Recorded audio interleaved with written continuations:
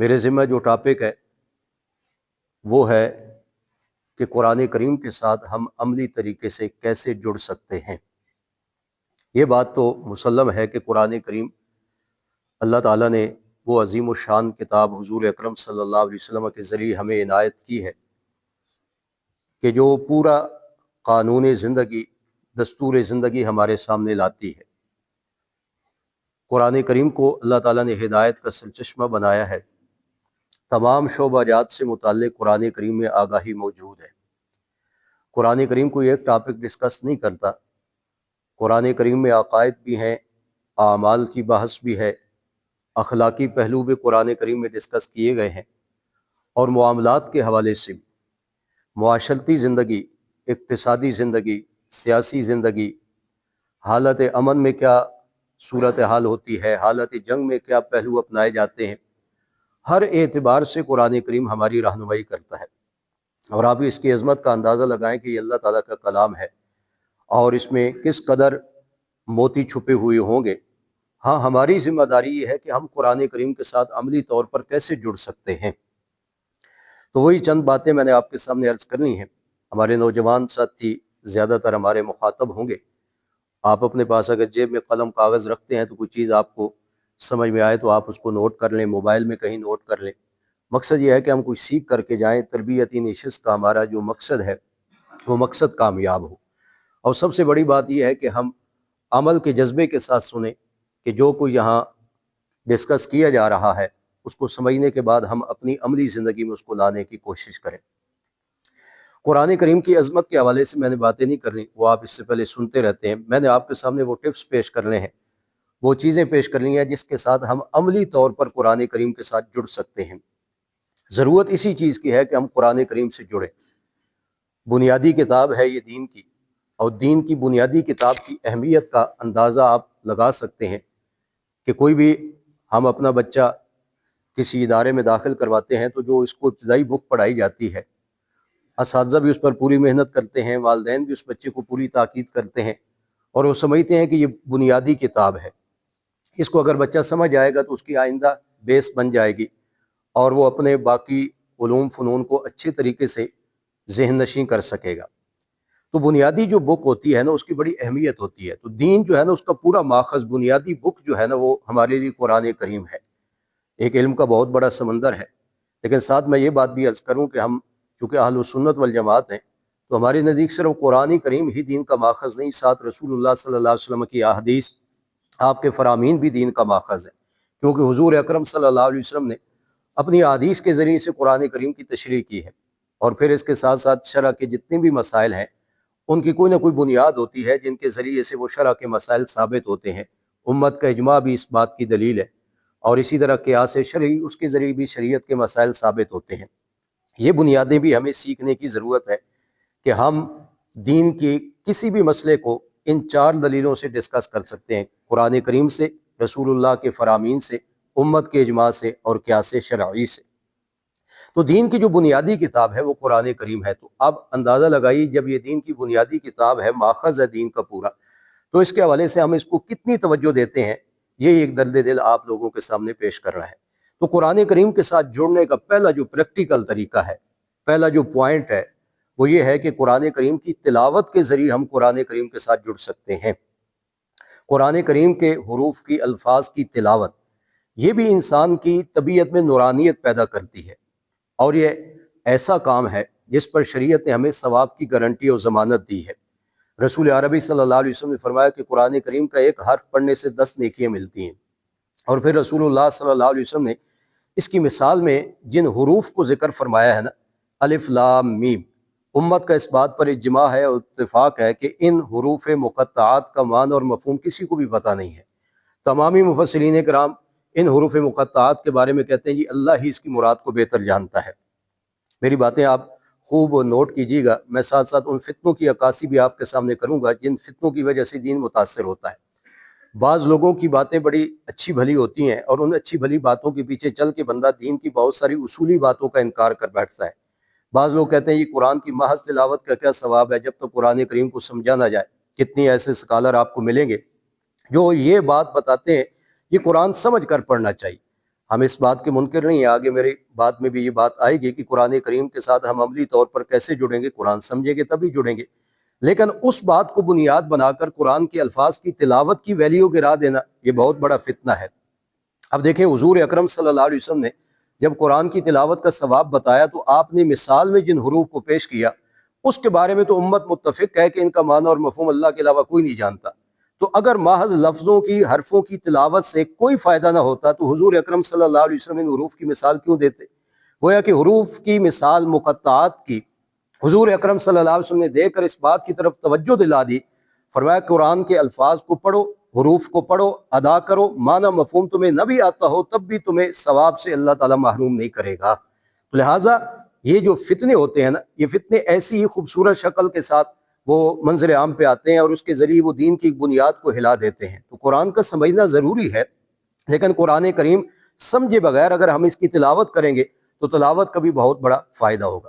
حضرت تھانوی صاحب رحمۃ اللہ علیہ نے اس کی وجہ لکھی ہے کہ قرآن کریم کی تلاوت پر اللہ تعالیٰ نے یہ ثواب کا وعدہ کیوں فرمایا ہے۔ اگرچہ ہمیں اس کا معنی و مفہوم نہ بھی آتا ہو لیکن قرآن کی تلاوت بھی باعث برکت ہے، باعث ثواب ہے۔ وہ فرماتے ہیں کہ کوئی بھی دنیا میں مصنف ہے، مؤلف ہے، وہ کوئی کتاب ترتیب دیتا ہے تو اس کی چوائس اور خواہش یہ ہوتی ہے کہ میری کتاب زیادہ سے زیادہ پڑھی جائے، اور دنیا میں کوئی مصنف ایسا نہیں ہوتا کہ جس کا یہ مائنڈ ہو کہ میری کتاب سمجھ کر ہی پڑھی جائے۔ اس کا پہلا مقصد یہ ہوتا ہے کہ جیسے کیسے میری کتاب کے ساتھ لوگ جڑیں سے، بار بار اس کی ریڈنگ کریں، اس کو بار بار پڑھیں۔ تو حضرت تھانوی صاحب فرماتے ہیں کہ یہ جو بار بار تلاوت قرآن کریم کا ثواب بتایا گیا ہے نا، تو یہ اللہ تعالیٰ کی منشا کی طرف توجہ دلائی گئی ہے کہ اللہ تعالیٰ بھی چاہتے ہیں کہ میری اس کتاب کے ساتھ لوگ تلاوت کے ساتھ بھی جڑیں، ان کو سمجھ آئے یا نہ آئے مگر قرآن کریم کی تلاوت کے ثواب سے وہ محروم نہ رہیں۔ تو قرآن کریم کی تلاوت جو ہے نا، اس کے ذریعے قرآن کریم کے ساتھ عملی ایک رشتہ جڑ سکتا ہے۔ اب جس دور سے میں اور آپ گزر رہے ہیں نا جی، ہمارے بزرگ حضرات بھی بیٹھے ہوئے ہیں، کتنے ہم بدل گئے ہیں، اپنی دینی جو ہماری ساخت تھی، بنیاد تھی، اس سے ہم بہت آگے نکل جا رہے ہیں اور فیشن کے نام پہ نکلتے جا رہے ہیں۔ ہماری طرز زندگی وہ بدل رہی ہے۔ پہلے گھروں میں قرآن کریم کی تلاوت ہوتی تھی، باقاعدہ اس کا اہتمام ہوتا تھا، لیکن اب وہ چیزیں آہستہ آہستہ ہماری زندگی سے نکلتی جا رہی ہیں۔ آپ بھی محاسبہ کریں گے، میں بھی محاسبہ کروں گا کہ ہم قرآن کریم کی تلاوت کے ساتھ کتنے جڑے ہوئے ہیں۔ اگر یومیہ بنیادوں پر ہم قرآن کریم کی تلاوت نہیں کرتے تو بہت بڑی محرومی ہے۔ ہمارے اکابر، ہمارے اسلاف کا یہ معمول رہا ہے، وہ روزانہ قرآن کریم کی تلاوت کرتے تھے۔ یہ جو قرآن کریم میں آپ دیکھتے ہیں نا کہ منزل لکھا ہوتا ہے، اور قرآن کریم میں 7 منزلیں ہیں۔ علماء کرام نے لکھا ہے کہ حضرت عثمان بن عفان رضی اللہ تعالیٰ عنہ کے دور میں جب قرآن کریم کو جمع کیا گیا کتابی شکل میں، تو یہ جو منزل لگانے کی ترتیب سامنے آئی نا، بعد میں علماء نے حضرت عثمان غنی رضی اللہ تعالیٰ عنہ کی جو ڈیلی روٹین تھی نا قرآن کی تلاوت کی، اس کے اعتبار سے انہوں نے منزل کا تعین کیا ہے۔ ہفتے کے 7 دن ہیں اور 7 دنوں میں قرآن کریم کی تکمیل ہو جاتی ہے اگر ایک ایک منزل روزانہ کی بنیاد پر قرآن کریم کی پڑھی جائے۔ تو یہ دیکھیں نا، قرآن کریم کی تلاوت کے ساتھ ہمارے اکابر و اسلاف کتنے جڑے ہوئے تھے، لیکن ہم اپنی زندگی میں دیکھیں کہ ہمارا قرآن کریم کے ساتھ تلاوت کا تعلق کس قدر کمزور ہو چکا ہے۔ تو لہٰذا قرآن کی تلاوت کے ذریعے ہم قرآن کریم کے ساتھ ایک مضبوط رشتہ جوڑ سکتے ہیں۔ ایک اور ضمناً بات سنیے، حضور اکرم صلی اللہ علیہ وسلم نے فرمایا یہ جو انسانی دل ہے نا، یہ زنگ آلود ہو جاتے ہیں۔ اور زنگ آلود کیوں ہوتے ہیں؟ حضور نے قرآن کی ایک آیت پڑھی، کَلَّا بَلْ رَانَ عَلَىٰ قُلُوبِهِمْ، لوگوں پر یعنی ان کے دلوں پر ان کی بدعمالیوں کا اور گناہوں کا زنگ چڑھ جاتا ہے۔ ہر شخص اپنے دل کو محسوس کر سکتا ہے کہ وہ کتنا صاف ہے اور کتنا زنگ آلود ہے۔ اس کے ضمن میں یہ معیار بھی عرض کر دوں، علماء کرام نے لکھا ہے کہ اگر بندہ نصیحت کی بات سنے لیکن دل پر اثر نہ ہو، دل پر وہ نصیحت کی بات دستک نہ دے، دل کے اندر جائے نہیں، سمجھے کہ بندے کے دل کے اوپر زنگ لگا ہوا ہے۔ یہ تو میں نے ایک بات آپ کے سامنے پیش کی ہے، وغیرہ اور بھی کئی ایک طریقے ہیں جس کے ذریعے سے ہم جانچ سکتے ہیں کہ ہمارے دل صاف ہیں یا زنگ آلود ہیں۔ تو دلوں پر گناہوں کا زنگ لگتا ہے۔ حضور اکرم نے اس زنگ اتارنے کے 2 طریقے بیان فرمائے۔ آپ نے فرمایا ایک تو لکثرت قراءۃ القرآن، قرآن کی کثرت کے ساتھ تلاوت، جو بندہ قرآن کی تلاوت کرتا ہے دل کا زنگ اترتا ہے۔ اور دوسرا آپ صلی اللہ علیہ وسلم نے فرمایا اپنی موت کو یاد کرنا۔ موت کو یاد کرنے کا مفہوم یہ ہے کہ ہم ہر وقت اس بات کو مائنڈ میں رکھیں، ذہن میں رکھیں، کوئی بھی کام کرنے لگے کہ موت کا پیغام کسی وقت بھی آ سکتا ہے، ہم نے مر کے اپنے رب کے حضور پہنچنا ہے۔ یہ نہیں ہے کہ ہم کاؤنٹر پہ موت کی تسبیح پڑھتے رہیں۔ موت کا ہر وقت ذہن میں، مائنڈ میں رکھنا، اور ہر قدم اٹھانے سے پہلے سوچنا کہ ہم نے رب کے حضور پیش ہونا ہے، موت کا بلاوا آ گیا تو کیا بنے گا۔ اس طرح موت کو یاد کرنے اور قرآن کی تلاوت کرنے سے دلوں کا زنگ اترتا ہے۔ تو بے شمار فوائد ہیں قرآن کریم کی تلاوت کے۔ یہ عملی ایک طریقہ ہے جس کے ذریعے میں اور آپ قرآن کے ساتھ جڑ سکتے ہیں۔ فجر کے بعد خصوصاً قرآن کی تلاوت کریں، सोने से पहले कुरान करीम की तिलावत करें, एक सफ़र रोज़ाना पढ़ने की आदत डालें, एक रकू पढ़ने की आदत डालें, एक पाव तिलावत करने की आदत डालें, लेकिन किसी दिन नागा ना हो। कुरान की तिलावत के साथ आप जुड़ेंगे, आप खुद चंद दिनों के बाद महसूस करेंगे आपकी तबीयत में नूरानियत आ रही है। और जिस किताब को आप बार बार पढ़ेंगे, रूटीन के साथ पढ़ेंगे, उसके साथ आपका अमली एक ताल्लुक भी जुड़ेगा। ज़िम्नन में आपको एक और तरीका भी कुरान की तिलावत के साथ जुड़ने का बता देता हूँ। 5 नमाजें हैं, अब इसे कहते हैं ना एक टिकट दो शो। नमाजों में अगर किसी साथी की सुस्ती हो रही है तो वो ये तरकीब अपनाए, और कुरान की तिलावत में अगर सुस्ती हो रही है तो वो ये तरकीब अपनाए, दोनों की इंशाल्लाह रूटीन बन जाएगी। ये मेरे नौजवान दोस्त खुसूसियत के साथ सुने। फजर के बाद आप सूरह यासीन की तिलावत करें। हदीस पाक में भी आता है बहुत सारे मुश्किलात आसान होने का वज़ीफ़ा है सुबह के वक़्त कुरान करीम सूरह यासीन की तिलावत। अब आपने इस माइंड के साथ नमाज अदा की कि इसके बाद मैं कुरान करीम सूरह यासीन पढ़ूंगा, नमाज भी अदा हो गई और सूरह यासीन की तिलावत का मौका भी मिल गया। जोर की नमाज पढ़ें और उसके बाद सूरह फतह की तिलावत करें, 26वें पारे में। उलमाए किराम ने एक तजर्बा जिक्र किया है, ये हदीस में तो नहीं आया लेकिन मुजर्रबात में से है। कई एक लोगों ने इस पर अमल किया तो उनको इसका फ़ायदा हुआ। जिस आदमी को हज और उम्रे का शौक हो ना कि अल्लाह बार बार मुझे तौफीक दे, उलमा ने लिखा है वो बंदा जोर के बाद सूरह फतह की तिलावत करे। और कितने ही लोगों के तजर्बे में ये बात आई है, सूरह फतह की तिलावत के बाद अल्लाह ताला ने उनके हज और उम्रे का सफ़र क्या कर दिया, आसान कर दिया। ये आदत बनाने के लिए मैं अर्ज कर रहा हूँ। असर की नमाज के बाद सूरह नबा पढ़े, 30वें पारे की पहली सूरह है, उसमें क़यामत का बहुत ज़्यादा जिक्र है। उलमा ने लिखा है कि अगर कोई आदमी सूरह नबा की तिलावत असर के बाद रूटीन बना ले, क़यामत की जो हौलनाकियाँ और हादिसात हैं अल्लाह ताला उससे उसको महफूज करेगा। मगरिब की नमाज पढ़े, उसके बाद सूरह वाक़िया की तिलावत करें, क्योंकि हुज़ूर अकरम सल्लल्लाहु अलैहि वसल्लम ने फरमाया जो सूरह वाक़िया की मगरिब के बाद तिलावत करता है उसके घर में फ़क्र व फाका नहीं होता। इब्न मसूद रज़ी अल्लाह तआला अन्हु बीमार थे, हज़रत उस्मान इब्न अफ़्फ़ान रज़ी अल्लाह तआला अन्हु ने एक अशरफियों की थैली उनकी तरफ भेजी और फरमाया कि हज़रत आप बीमार भी हैं, तो ये अशरफियों की थैली जो आप ज़रूरत समझे जहाँ भी इसको अपने खर्च कर सकते हैं। तो हज़रत अब्दुल्लाह इब्न मसूद रज़ी अल्लाह तआला ने फरमाया कि मुझे इसकी क्यों ज़रूरत नहीं। फरमाया कि मेरी बेटियां हर मगरिब की नमाज के बाद सूरह वाक़िया की तिलावत करती हैं और हमारे घर में कोई फ़क्र फाका नहीं। तो ये यकीन की बात है कि हम भी इन चीज़ों को अपनी अमली ज़िंदगी में लाएं। और इशा की नमाज के बाद सूरह मुल्क पढ़ें। आप सल्लल्लाहु अलैहि वसल्लम ने फरमाया कुरान करीम में एक सूरह है जिसकी 30 आयात है जो मरने वाले के लिए सिफारिश करेगी। तो अब देखें, फजर के बाद सूरह यासीन, जोर के बाद सूरह फतह, असर के बाद सूरह नबा, मगरिब के बाद सूरह वाक़िया और इशा के बाद सूरह मुल्क की आप तिलावत करें। नमाजों की भी रूटीन दुरुस्त होगी और उसके साथ साथ कुरान की तिलावत की भी रूटीन बनेगी। तो ये पहला तरीका मैंने आपके सामने जिक्र किया है कि कुरान करीम की तिलावत के साथ आप कुरान से जुड़ सकते हैं। दूसरा तरीका जो है कुरान करीम के साथ अमली तौर पर जुड़ने का, जज्बा तो मेरा भी है, आपका भी है कि हम कुरान के साथ अमली तौर पर जुड़ें, लेकिन दूसरा टिप्स जो अर्ज करना है वो ये है कि आप अपनी नीयत दुरुस्त करें कि कुरान करीम के साथ हमने इस्लाह का ताल्लुक और रिश्ता जोड़ना है। इसको रस्मी किताब नहीं समझना। उमूमन हम क्या समझते हैं, ये एक रस्मी किताब है, जो हमारा मामला है वो हम इस किताब के साथ वही कर रहे हैं जो एक रस्मी किताब के साथ किया जाता है। कितनी जगहों पे फ़कत इसको इसाले सवाब की किताब समझा जाता है। इसाले सवाब मना नहीं है, लेकिन ये ज़हन में रख लेना कि कुरान फ़कत इसाले सवाब के लिए, यही तो रस्मी ताल्लुक है। कई जगहों पे इसको दम दरूद की किताब समझा जाता है। दम जायज़ है, लेकिन इसका ये मतलब कि कुरान फ़कत दम दरूद ही की किताब समझी जाए, ये एक रस्मी ताल्लुक है। कितनी जगहों पे कुरान को फ़कत हलफ के लिए, कसम के लिए समझा जाता है, लेकिन कुरान करीम इस मकसद के लिए नहीं उतरा। कितने लोग बेटियों को जहेज में दे देते हैं और समझते हैं कि हमने कुरान करीम के उतरने का हक पूरा कर दिया। ये एक मामला चल रहा है उम्मत में कुरान करीम के साथ, लेकिन ये एक रस्मी ताल्लुक है। कुरान करीम के साथ एक इनकलाबी ताल्लुक हमने जोड़ना है कि जिसके जरिए से मेरी और आपकी जिंदगी में चेंजिंग आए। तो कुरान करीम के साथ हम इस्लाह का रिश्ता जोड़ें, रस्मी ताल्लुक कुरान करीम के साथ न निभाएं, अपनी नीयत को चेंज करें। रोजाना की बुनियाद पर हम कुरान करीम खोलें तो नीयत और इरादा ये हो कि इसके जरिए से हम अपनी जिंदगी को बदलना चाहते हैं, और अपने रब से दुआ भी करें कि अल्लाह रब्बुल इज़्ज़त इस कुरान के जरिए हमारी जिंदगी को चेंज करे। ये कुरान इनकलाबी किताब है। आप तारीख़ इस्लामी में कितने ऐसे वाक़यात उलमा से सुनते रहते हैं, नौजवान हज़रात पढ़ते भी रहते होंगे, कितने ही लोगों की काया कुरान करीम की वजह से पलटी है, उनकी जिंदगियों में इनकलाब आया है। तो हम अपनी नीयत बदलें कि हम कुरान करीम के साथ रस्मी ताल्लुक नहीं जोड़ेंगे, एक इनकलाबी ताल्लुक जोड़ेंगे। इसके जरिए हम अपनी जिंदगियों में चेंजिंग लाएंगे। जब ये जज्बा आपका और मेरा बन जाएगा तो यकीनन हम कुरान करीम के साथ एक अमली तौर पर जुड़ जाएंगे। तो अगर हम वाक़ईतन कुरान करीम के साथ अमली तौर पर जुड़ना चाहते हैं तो दूसरे नंबर पर यह काम करना है कि हमने अपनी नीयत बदलनी है और कुरान करीम के साथ अमली तौर पर इस्लाह का रिश्ता जोड़ना है।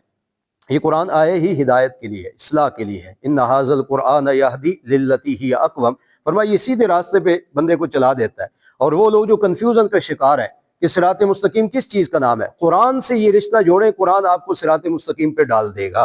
تو دوسرا کام یہ کرنا ہے۔ تیسرے نمبر پر قرآن کریم، مقصد اس کے نزول کا قرآن کریم کو سمجھنا ہے۔ قرآن تدبر کے لیے اترا ہے، قرآن کریم سمجھنے کے لیے اتارا گیا ہے، صرف تلاوت تک اپنے آپ کو محدود نہیں رکھنا۔ اب میں اس تیسری بات کی طرف آپ کی توجہ مبذول کرا رہا ہوں، جس کا میں نے اشارہ آپ کو پہلی بات کے ضمن میں دیا تھا کہ قرآن کو سمجھنا ضروری ہے، صرف تلاوت تک اپنے آپ کو محدود نہ رکھے، قرآن کریم کو ترجمے کے ساتھ پڑھے، اور اس کے لیے آسان اور مستند ترجمہ علماء کرام کی سرپرستی میں اپنے لیے آپ تجویز کر لیں اگر آپ پڑھنا جانتے ہیں۔ نہیں تو اس کے لیے بہترین طریقہ یہ ہے کہ اپنے اندر ایسا ماحول بنائیں کہ قرآن کریم کے مسجد میں ایسی کلاسیں لگیں جن میں ہمارے نوجوان، ہمارے بزرگ بیٹھیں اور قرآن کریم کا ترجمہ پڑھایا جائے۔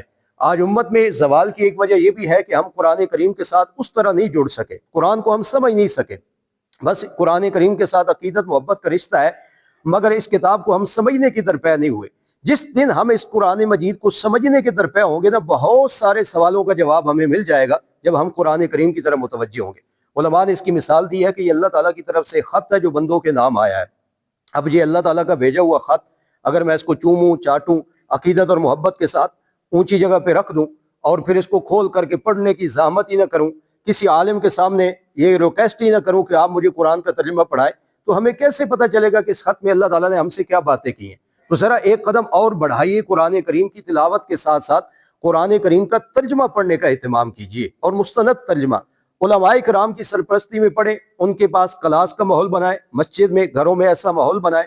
آپ قرآن کریم کے ترجمے کو پڑھیں گے تو انشاءاللہ آپ خود قرآن کریم کے مزید قریب ہوں گے۔ یہ عملی تعلق قرآن کریم سے جوڑنے کا تیسرا طریقہ ہے۔ اور پھر چوتھا طریقہ یہ ہے کہ صرف ترجمہ نہیں بلکہ قرآن کریم آگے بہت ساری مجمل باتیں کرتا ہے، مختصر کرتا ہے، ان کی تفسیر بھی چاہیے ہوتی ہے، ڈیٹیل بھی چاہیے ہوتی ہے۔ لہٰذا اگر آپ خود پڑھے ہوئے ہیں تو مستند کوئی تفسیر علماء کرام سے پوچھ لیں، اس کا یومیہ ایک صفحہ پڑھیں، چند آیات کی تفسیر پڑھیں، اور پھر صرف تفسیر پڑھتے ہی نہ چلے جائیں بلکہ تدبر کریں۔ قرآن کریم اصل میں تو اس لیے ہی اتارا گیا ہے لِيَدَّبَّرُوا فِي آیَاتِهِ، تاکہ لوگ اس کی آیات میں ڈوب جائیں، غور و فکر کریں، تدبر کریں، اور پھر آپ دیکھیں کہ اس کے ذریعے سے آپ کو کتنی رہنمائی ملتی ہے۔ میں اس کی ایک مثال آپ کو دیتا ہوں۔ آپ مستند علماء کرام سے ترجمہ و تفسیر پڑھیں۔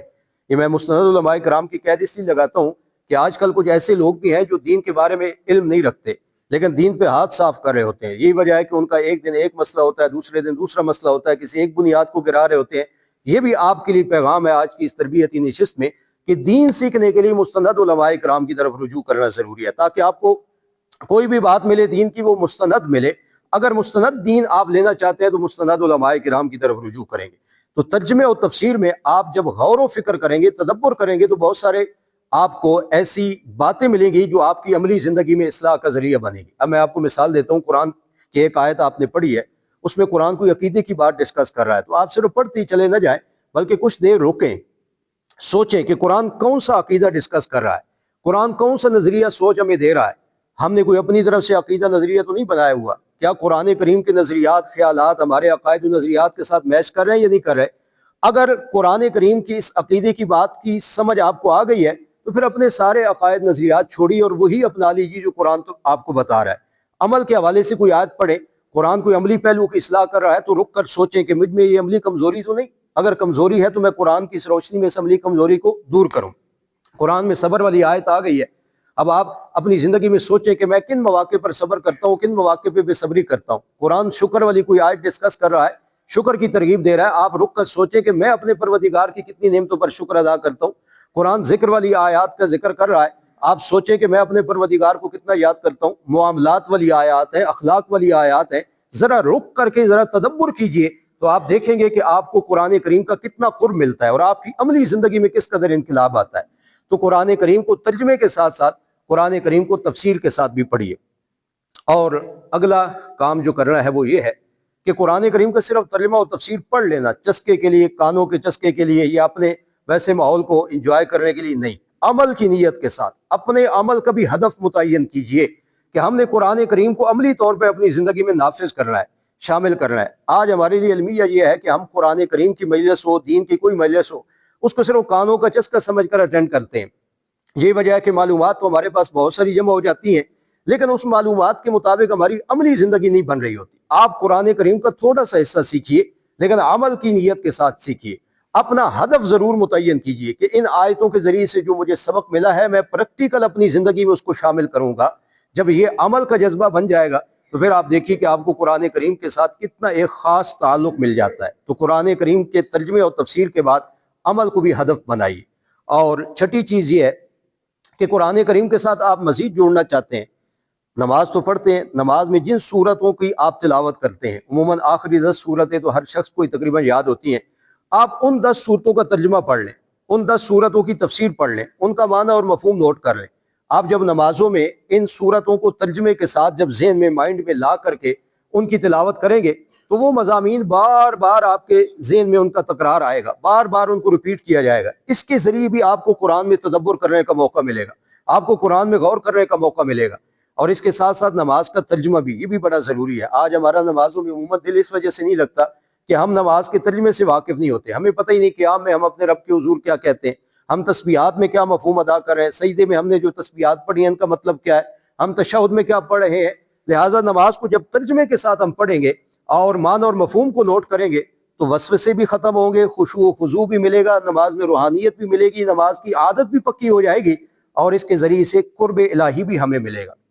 تو نماز میں جو صورتیں آپ پڑھتے ہیں اگر آپ کو 10 سے زائد یاد ہیں تو آپ ان کے ساتھ ترجمہ اور تفسیر بھی ایڈ کیجئے، تاکہ آپ جب نماز میں ان کی تلاوت کر رہے ہو تو آپ کو قرآن کے ساتھ بھی خاص ربط اور تعلق ملے۔ اور چھٹی چیز یہ ہے کہ قرآن کریم کو پھر سیکھنے کے لیے باقاعدہ ماحول بنے، ہلکا لگنا چاہیے، کلاس کا ماحول ہو، درس قرآن کی نشست ہو، اور صرف درس قرآن ہی نہیں، ہم پورا دین سیکھنے کی بھی کوشش کریں۔ درس حدیث کا ماحول بھی ہونا چاہیے، درس فقہ کا ماحول بھی ہونا چاہیے، مختلف مواقع پر مختلف چیزیں ڈسکس کی جائیں۔ کسی نہ کسی حوالے سے دین کے تمام شعبہ جات سے ہمیں معلومات حاصل کرنا ضروری ہے۔ وہ کلا حضرات ہیں وہ اس حوالے سے دین کے باب میں رہنمائی حاصل کریں، ڈاکٹر حضرات وہ اپنے شعبہ جات کے حوالے سے رہنمائی دینی حاصل کریں، معاملات میں تجارت کے حوالے سے، زندگی کے مختلف پہلو ہیں، عائلی زندگی ہے، خاندانی زندگی ہے، ہر شعبے سے متعلق دین پوری آگاہی دیتا ہے۔ تو ہم باقاعدہ ایسا ماحول فراہم کریں جس ماحول کے ذریعے ہم دین کو سیکھ سکتے ہیں اور قرآن کریم کو سیکھ سکتے ہیں۔ تو قرآن کریم کے ساتھ عملی طور پر جوڑنے کے لیے ضروری ہے کہ ایسے حلقے لگنے چاہیے جن حلقوں میں آپ باقاعدہ شریک ہوں، چاہے آپ مسجد میں لگاتے ہیں، گھر میں لگاتے ہیں، کسی بیٹھک میں بیٹھتے ہیں، جہاں بھی آپ کو ماحول ملے آپ قرآن کریم کی تبلیغ، قرآن کریم کے حوالے سے لوگوں کو آگاہی ضرور دیں۔ کوئی ایک مضمون بھی آپ کسی نشست پہ بیٹھ کر کے سیکھ لیتے ہیں تو اس کا بہت بڑا اجر بھی ہے، ثواب بھی ہے، اور اس کے ذریعے سے ہمارے اپنے پروردگار کی اس کتاب کے ساتھ ایک خاص تعلق بھی جڑے گا۔ تو کم از کم ایسا ماحول ضرور ارینج ہونا چاہیے۔ آپ کی اس مسجد میں کوئی کلاس وغیرہ لگتی؟ ماشاءاللہ، یہ تو آپ باذوق ساتھی ترجمہ کی ماشاءاللہ، یہ تو بڑی، پھر آپ باذوق ساتھیوں سے ہمارا مطلب ہے کہ گفتگو شنید کا ہمیں موقع ملا ہے، اور مزید اس حلقوں کو آپ بڑھائیے اور مساجد تک، گھروں تک آپ اس کو لے جائیے۔ جتنا زیادہ ماحول فراہم کریں گے آپ دیکھیں گے کہ آپ کی عملی زندگی میں اس کا ضرور کوئی نہ کوئی اثر نکلے گا۔ اور اگلا ذریعہ ہے جی، میں بس اپنی گفتگو کو سمیٹ رہا ہوں، ٹائم کی پابندی بھی ضروری ہے۔ تربیتی نشستوں میں ہمارا یہ آج چونکہ پہلی ہے نا، انشاءاللہ آپ ماحول دیکھیں گے کہ ان چیزوں کو بھی ہم کور کریں گے، ٹائم کی پابندی اور گفتگو بھی اپنے ٹاپک کے حوالے سے، اور پرمغز اور پر اثر گفتگو ہو تاکہ آپ کچھ سیکھ کر کے جائیں، اور آئندہ بھی آپ کا مائنڈ کرے آپ دوسرے دوستوں کو دعوت دیں کہ ایسی نشستوں میں اور مجلسوں میں آپ آئیں۔ قرآن کریم کو سننا جو ہے نا جی، اس کے ذریعے سے بھی قرآن کے ساتھ عملی تعلق جڑتا ہے۔ قرآن کریم کا پڑھنا اپنی جگہ کار ثواب ہے، قرآن کریم کا سننا اپنی جگہ کار ثواب ہے۔ یہ مسلمان کے ایک جذبے میں بات شامل ہونی چاہیے کہ وہ قرآن کریم کو توجہ کے ساتھ سنیں۔ قرآن کریم میں اللہ تعالیٰ نے بہت ساری رحمتیں سمیٹنے کے طریقے بتائے ہیں، ان طریقوں میں سے ایک طریقہ بتایا ہے اذا قرئ القرآن فاستمعوا له وانصتوا لعلکم ترحمون، فرمایا جہاں بھی قرآن پڑھا جا رہا ہو تم کان لگا کر سنو اور خاموشی اختیار کرو، فرمایا تمہاری جھولیاں رحمتوں سے بھر دی جائیں گی۔ یہ بظاہر تو چھوٹی سی ایک آیت ہے، لیکن اس آیت کے معنی مفہوم میں ڈوبے نا تو بہت سارے اصلاحی پہلو اس میں موجود ہیں۔ علماء کرام توجہ کریں گے، اس آیت کریمہ میں شخصیت پرستی کی بھی نفی ہے۔ قرآن کریم نے یہ نہیں کہا کہ فلاں پڑھے تو تم توجہ سے سنو، فلاں پڑھے تو تم خاموشی اختیار کرو۔ آج یہ بھی المیہ ہے ہمارے دین کی محافل میں کہ ہم شخصیت دے کر کے دین کے حوالے سے بات سنتے ہیں اور دلچسپی کا اظہار کرتے ہیں۔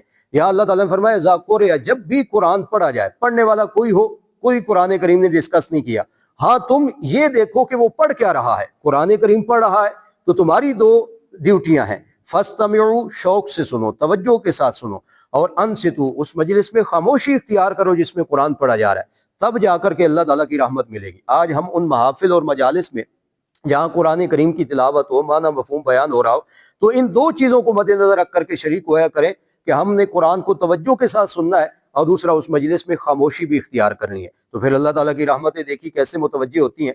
खुद हुजूर अकरम सल्लल्लाहु अलैहि वसल्लम को कुरान सुनने का अल्लाह ताला ने हुक्म दिया कि आप अपने साहबी हजरत उबई रजी अल्लाह तआला अन्हु को कहें कि वो आपको कुरान सुनाए। इससे अंदाजा लगाई ना कि कुरान का सुनना कितना बड़ा फरीजा है कि अल्लाह अपने हबीब को कह रहा है कि आप अपने साहबी हजरत उबई को कहें वो आपको कुरान सुनाए। और फिर अल्लाह ताला ने अपने हबीब को भी तहज्जुद के वक्त उठकर कुरान की तिलावत का हुक्म दिया। शायद उसमें भी हिकमत हो कि अल्लाह ताला खुद अपना कलाम अपने हबीब की जुबानी सुनना चाहता है। तो कुरान करीम का सुनना ये भी बहुत बड़ा एक ऐसा जरिया है जिसके जरिए हम कुरान करीम के साथ जुड़ सकते हैं। हम मिसाल के तौर पर नौजवान हमारे दोस्त हैं, वो वॉक करते हैं, उमूमन वो हेडफोन कान में लगाते हैं, बजाय गाना सुनने के आप कुरान करीम की तिलावत सुने। आप किसी रात को लेटते हुए आपको नींद नहीं आ रही, आप कुरान करीम की तिलावत सुने। वैसे भी आप अपनी आदत डालें कि आप यौमिया बुनियादों पर कुरान करीम की जरूर तिलावत सुना करें। इसकी तबीयत पर इसका पूरा पूरा असर पड़ता है, और फिर कुरान करीम के साथ जुड़ने का ये मौका है। मुसलमान का ये जज्बा होना चाहिए। कुरान करीम में एक जगह अल्लाह ताला ने उन लोगों का ये वतीरा बयान किया जो गैर मुस्लिम है।